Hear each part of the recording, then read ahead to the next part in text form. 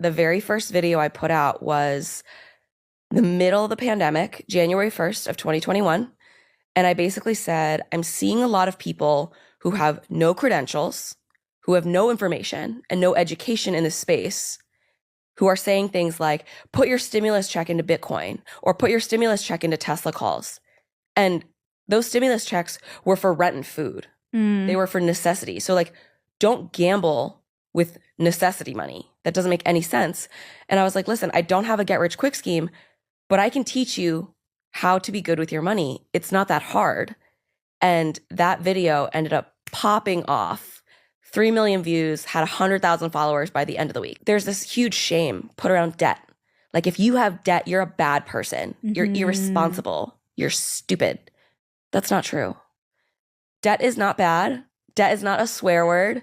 And the only example and the only justification you need to know this is true is that we use a different word for rich people versus poor people. When a single mom who is having a hard time making ends meet goes to the grocery store and puts her groceries on a credit card, knowing that she can't pay that credit card off, we call that debt. We wag our finger and we say, you're so irresponsible. What a bad mom. What a bad parent. You're so lazy. You should get a better job. We say all these horrible things. But rich people love debt. I'm telling you this I consider myself a rich person. I have a mortgage on my home that is 7 figures. Yeah. 7 figures of debt. Mom probably took out $100 on that credit card and we're making fun of her. I have 7 figures of debt. But when a rich person takes out debt, we call it leverage because it allows them to have their money in 2 places at once. And we put them on the cover of magazines and we say, look at this visionary. Look at how smart they are to use debt as a tool. I get it. One of them is to afford a necessity and one of them is to make more money. But like, it's really, really challenging the way we talk about what regular people should do and what rich people actually do. And debt is not bad. Debt is a resource. Debt is a tool, just like everything else is. And we shouldn't shame people for using it. I, first and foremost, ratcheted my emergency fund back up. So I had to save a little bit more over time. I made sure, typically my rule of thumb for most people is 3 to 6 months. I had 3 months. And then I was like, okay, now I can move on. Fortunately, I didn't have any debt. I will say it's a huge privilege, and I acknowledge my privilege in many videos when I talk about student debt. I went to the University of Chicago. I got a merit scholarship because I was a really good high school student. So they just basically give you money for being smart. I got private scholarships through a bunch of things I applied to. And then my parents helped me pay for the rest of it. For parents who were coupon clippers and savers, giving me a private school education that in total, obviously I had scholarships, but like that education was $250,000. That was blood, sweat, and tears money that they put into my education. So I feel very grateful. I didn't have any debt, but I would say for anybody who needs the roadmap, it's get that emergency fund, then pay off any high interest rate debt. So first and foremost, credit card debt. I didn't have any. I moved on to the retirement piece, R. So this is my strip method: savings, total debt, R is retirement. I had my 401k. I opened up a Roth IRA. And so I'm putting money away for retirement. Then I made this mistake and I don't want anyone else to make it. I invest. It's not enough to put money into your 401k. It's not enough to put money into your Roth IRA. You have to buy stuff. Otherwise, it just sits in cash.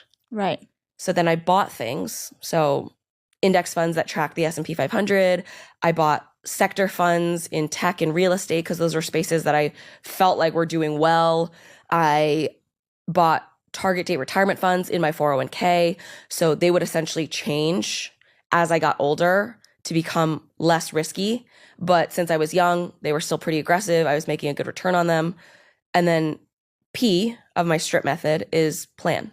I took a long, hard look in the mirror and I was like, you don't want this apartment situation to ever happen again?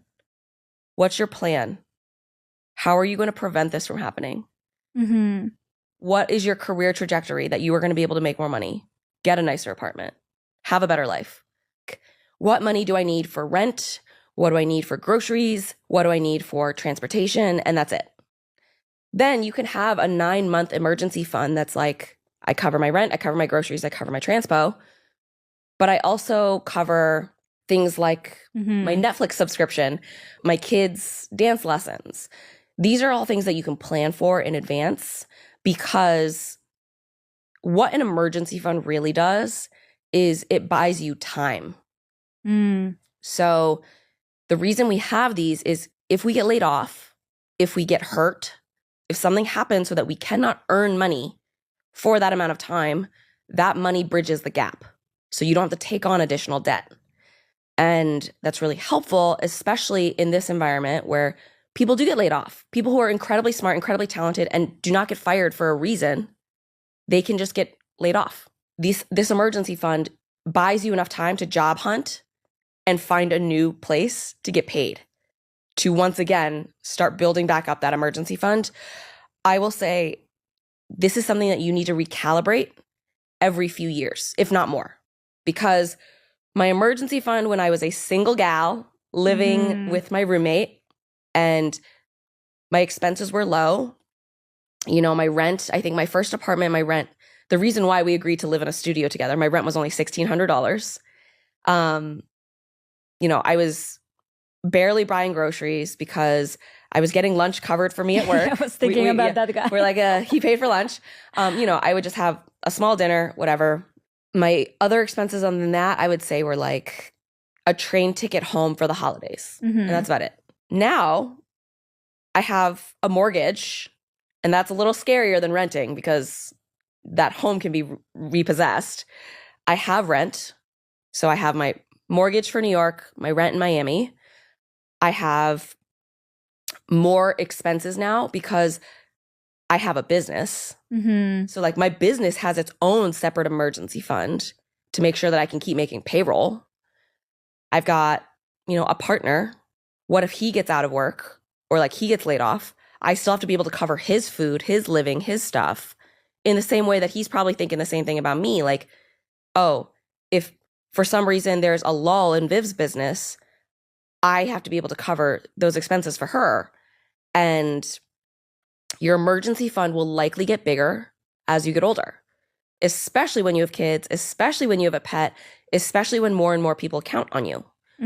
But whatever that means for you, change it every couple months, change it every couple years so that it fits your lifestyle. From what I've noticed, you get 5, maybe 10 good years where you can make a lot more money than the average job. But guess what? The average accountant works for 40 years.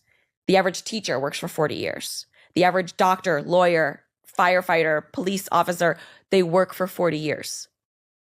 You and I and people who are running their own, brands, you have to make the same amount of money that you would otherwise have made over a lifetime in a shorter period of time. And it's not about getting rich, baby. It's about staying rich. Yeah. And if you are not being smart with the oodles of money you're making right now, you are going to wake up in 10 years and think, oh shit, where did all my money go? And what skills do I even have now?